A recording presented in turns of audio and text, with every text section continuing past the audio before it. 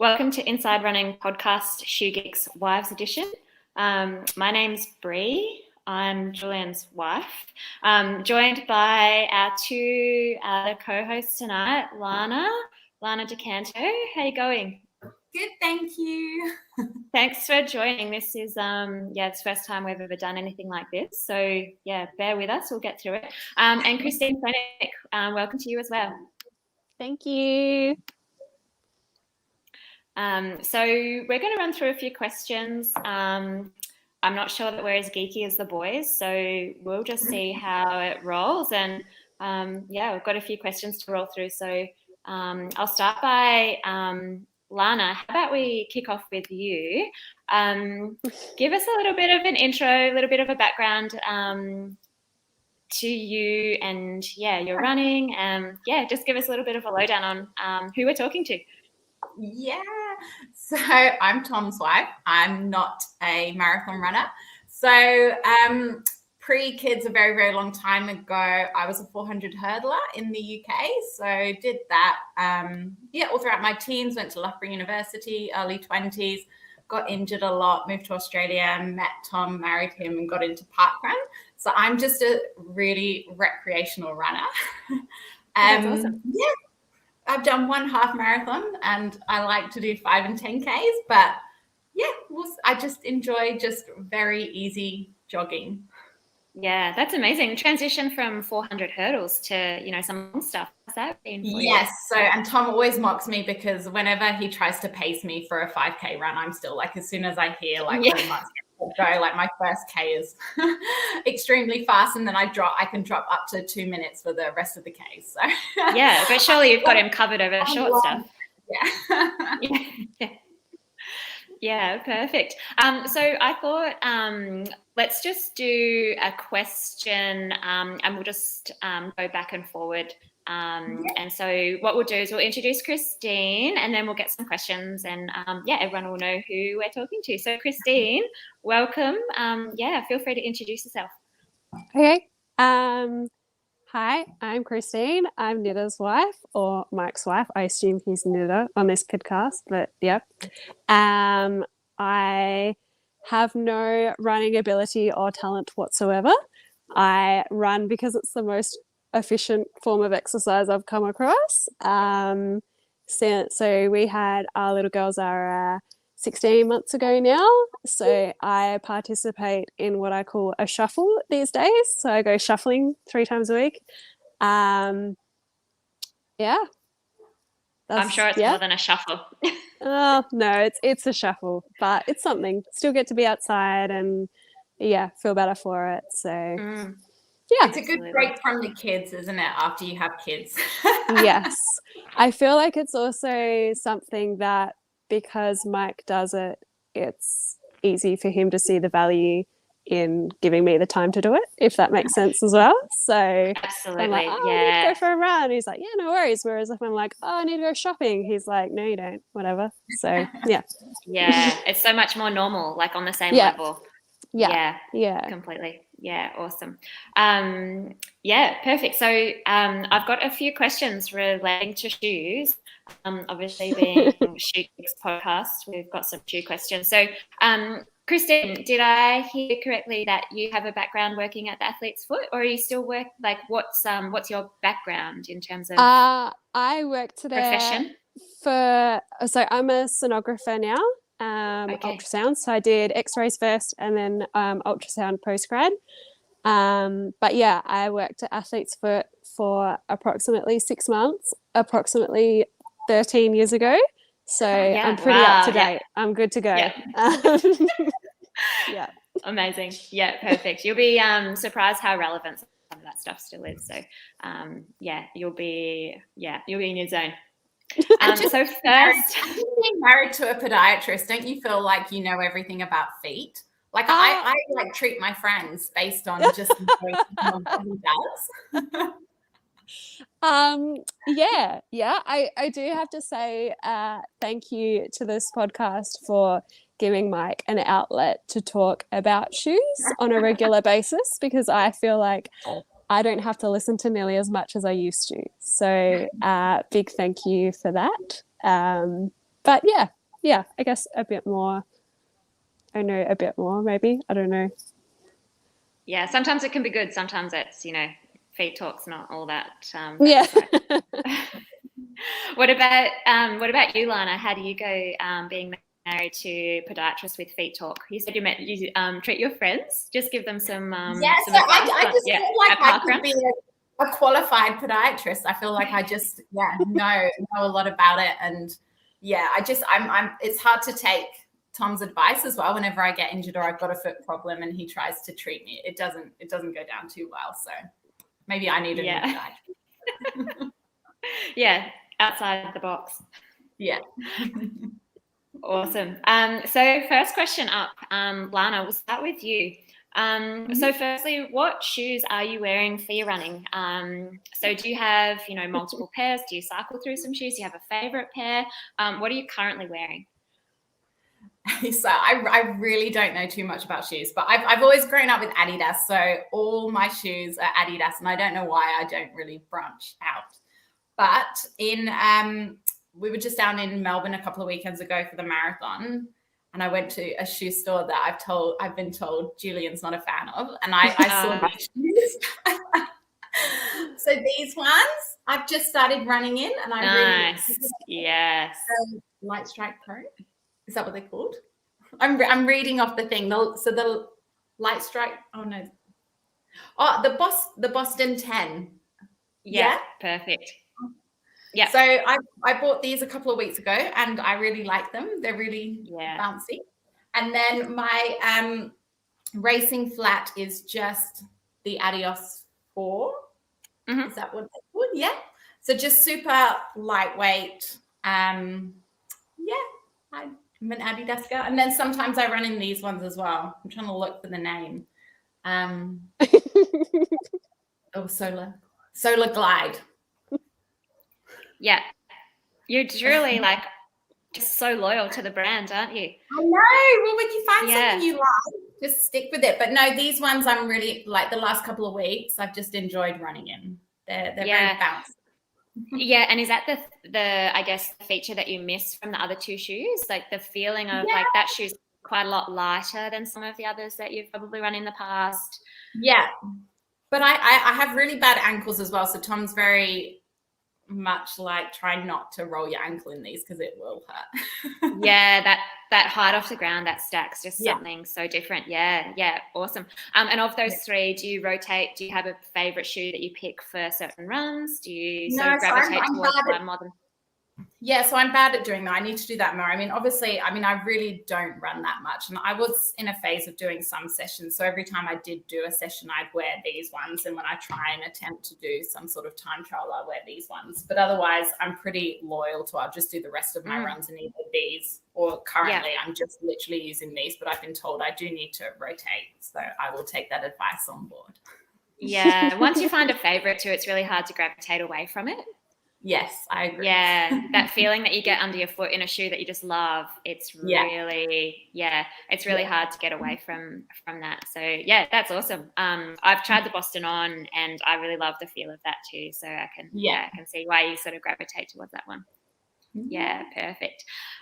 Christine, what about yourself? What shoes are you wearing for your running at the moment? What are you enjoying? I've got a pair of Cliftons. Hoka Cliftons, which I'm loving. They're the only ones I'm wearing. I don't rotate at all. I have one pair of running shoes, and then when they're dead, I go and get another pair. But yeah, I do. You need to splash out. You need to treat yourself to some more. I know. I feel like we have 40 odd pairs of shoes, running shoes, in this house already. I don't know that there's room. And more, 39 of them are knitters and one pair of yours. Absolutely. Yeah. And I try and work on a one in, one out policy, but then he just sneaks them in. So but no, I've been wearing some Hoka Cliftons, which I've been wearing 880s before that. So I was just going to get them again. And Mike was like, no, try the Cliftons on when you go, just see what you think. And I was like, I'm not wearing the Hokas. They look ridiculous because I don't think I'd seen them since they were what they originally were. Yeah, massive boats. Yeah. But yeah, I tried them on and they were super cushy, super comfy. So I have been wearing them, but I did get told off because I have super wide feet and I didn't get the wide ones because they didn't have them in stock. And so, yeah, they're not perfect, but they're super comfy. Yeah. How did you go from the transition from the New Balance 880, which is just a really simple, stable neutral shoe, into something a little bit more stack, a little bit more slightly rockered? Like, was there sort of a bit of a transition period? Did you notice much of a difference? Yeah, so I get told off when I wear my running shoes when I'm not running. So I've been trying to only wear the Cliftons when I was running, and I went for a walk one day beforehand and just had my 880s on from that, and then just went out not thinking about it, and definitely noticed a difference going back to them. They felt like cardboard. So yeah, just a lot flatter underfoot. You didn't have that sort of that extra pop, bounce, push that you've been used to. Cool. Yeah. Oh, it sounds like you've had a really good experience with Hoka though. Like, that's awesome. Yeah, no, they're really good. I definitely rate them. Yeah, perfect. Oh, Lana, just because you had some shoes to show off, I just got Jules to bring some shoes for me too. I'm sitting in the dark, so I'm not sure if you can see this, but this shoe here, this is one of my all-time favorite shoes. This shoe's a shoe from New Balance called the New Balance Rebel. It's the first edition of the shoe. It's just a really simple, sort of low profile. It uses a little bit of magic foam underfoot, so it's a shoe that I really love. I've been running on the treadmill a fair bit, just since having a baby, having the convenience of just being able to jump in the garage on the treadmill. So I like shoes that just are a little bit more simple underfoot on the treadmill. So I've been using the Rebel, which I love. And then for just easier runs outside, the Nike Invincible is a shoe that I just can't go past. I just find that I'm selecting it off the shoe rack every time. I've even been wearing it quite a bit for walking. I don't enjoy it for walking as much. It just feels a little bit too unstable, but that's my sort of shoe of choice for, just that little bit of magic. And it's kind of, Lana, what you were mentioning, the feeling underfoot that you get from the Boston, those blue shoes that you have, is kind of what I really enjoy about the Invincible, just that really poppy, springy, spongy feel. So they're kind of just a few that I rotate between. So Lana, back to you. How do you pick your shoes? I know you said you're a loyalist to Adidas, but is there, like, do you pick on color? Do you pick on sort of like what they look like? How do you, or are you told what to wear? So Tom obviously guides me in what style shoe I should have. Prior to him, I was very much a Nike free girl and kind of the minimalist type shoes, which I broke my ankle not too long ago, and I have really bad feet, so I need something more stable. But no, definitely color. And I'll always say, oh, is this a good shoe? I pick it on color. And kind of what they look like as well. Like you mentioned the Hokas. I remember the first time Tom got a pair of Hokas with his size 13 feet. I literally was like, you just can't go out like that. So big. Which is why I like these, the Adios 4 ones. They make my feet look a lot daintier than they are. So they're cute. Yeah, and black too. Black always makes your feet, I think black makes your feet look like smaller in a shoe anyway, so compared to a glaringly white one. So a little bit color influence. Yes, definitely color, and then obviously I have guidance from Tom on what's good for my foot. Perfect. So you're killing two birds. Yes. Yeah, perfect. And Christine, what about you in terms of shoe choice selection? Sort of, how do you choose your shoes? Look, I just do what I'm told, really. So Mike will give me a couple of options and I'll go and try them on and pick one. But in saying that, in terms of what they look like, my feet are generally too wide for Nike, but if I could, I would pick them every single time because they just can't go wrong. Whoever they've got in their design department is killing it all the time. Yeah, they do it well. Yeah. Especially the trail stuff recently. Oh, Have you so found, pretty. have you been able to, like the Pegasus Trail? Does that sort of work for you, or? Yeah, so I have worn the Peggy I wore the Peggy historically for a while and Structure Tracks for a while as well. But yeah, I think one of them got narrow at some point and then I just haven't gone back to them. But yeah, Peggy Trail. Is that Yeah. wide? Can I give that a go? It's not Give me wide. permission. I'll go and get It's a wider. Yeah. Go have a try. It's wider. It's Okay. wider. It's one of it's not a wide shoe, but it is a little bit more accommodating. It's definitely worth trying on and seeing how you feel with it. But it's probably been a reason that you've spent so much time in New Balance shoes just for the width. Is that sort of something that you found? Yep, 100%. Yeah. Yeah. They're a lot prettier than they used to be as well. They are getting I a have lot to say. better. Yes. Yeah. Yeah. Absolutely. They are. Yeah. Still not Yeah, up to and that kind of aesthetic of. Yeah, but I don't quite feel like, John Howard going for his morning walk every time I wear them now. So yeah, it's good. Yeah. And I think you have to feel good in what you're wearing. Like there's no doubt about that. You've got to sort of feel good and enjoy what you're wearing. Otherwise you just won't wear them. Yeah. It's definitely a part of being excited to get out the door. And yeah, we all know that's usually the hardest part. So yeah, if it helps with that, then it's good, I reckon. Yeah, absolutely. And so, Lana, coming back to you, I had a question about sort of like fast shoes and rotating. Like, do you have a shoe that you wear for, sort of interval training and like anything fast? Like, if you're like, do you jump on the track? Do you do any sort of fast reps? No, I don't like do. I don't do the track. Yeah, no, I don't do the track anymore. But I do try and do some of those sessions on a Astro Oval. So that's when I keep having to check the name. That's when I'll wear the Adios 4 because they're just light and they feel fast and lower to the ground, a little bit snappier underfoot. Yeah, Perfect. Yeah, that's awesome. And nothing beats that feel about putting a shoe on that just gives you that feeling of speed. Like when you put a shoe on and you feel like it's just my go time. This is my fast shoe. But when I'm 400-meter hurdler, I'm sure you've got a bit of speed. Yeah, that's awesome. And Christine, with your running, do you find that you ever go back to the 880? Do you sort of like, I know you said you've gone back to it and you sort of, kind of so on it. So you just 100% of your running in the Clifton? Yeah. Just works for everything that you do. Yep. Yeah, it's really versatile. Yeah, that's awesome. And it's one of those shoes that can do a lot. It can sort of look after you for the longer stuff if you want to go out for a little bit longer. And it can feel light and fast too. So yeah, it's the beauty of just being have one shoe to do everything. It's not as confusing, that's for sure. Yeah.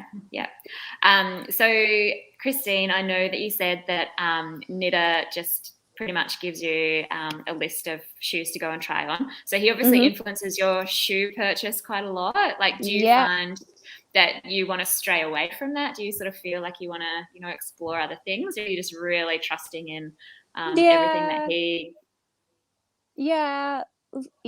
Look. Yeah.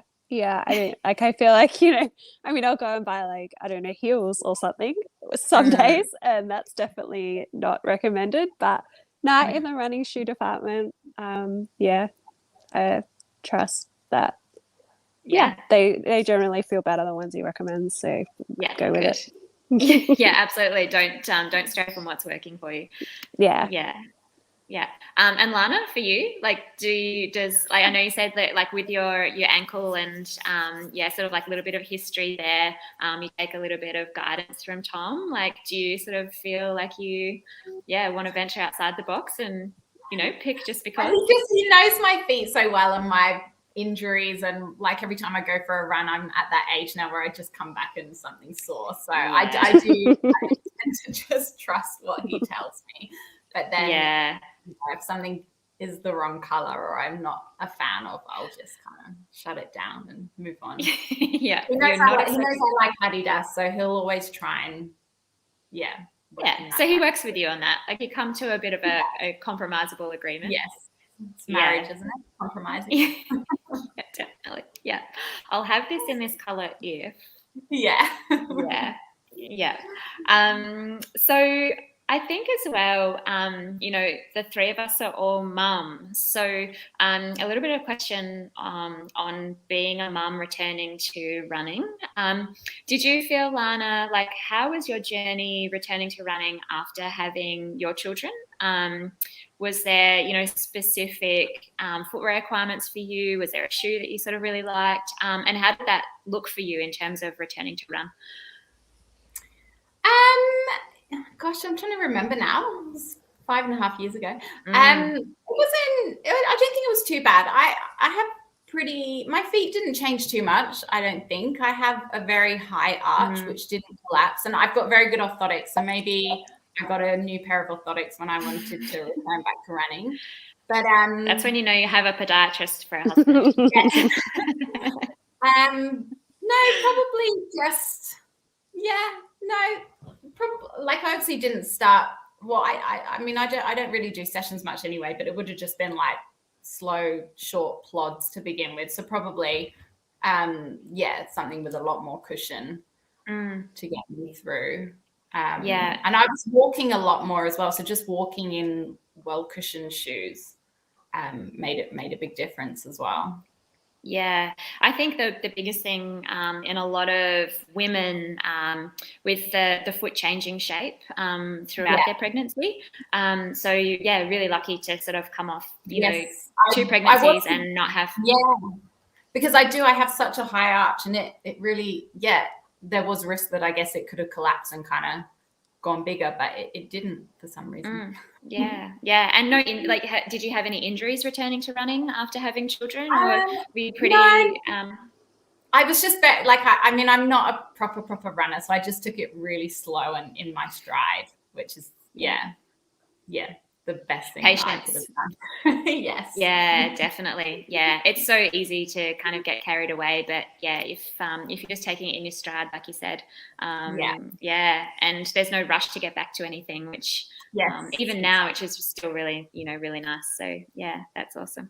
And Christine, running now. Thanks. I started pretty.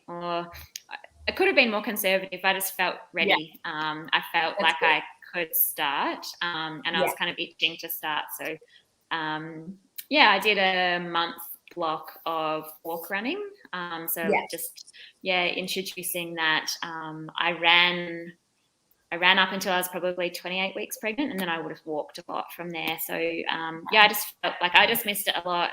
My body felt ready. So, I feel good. I just have to now be really careful not to go too hard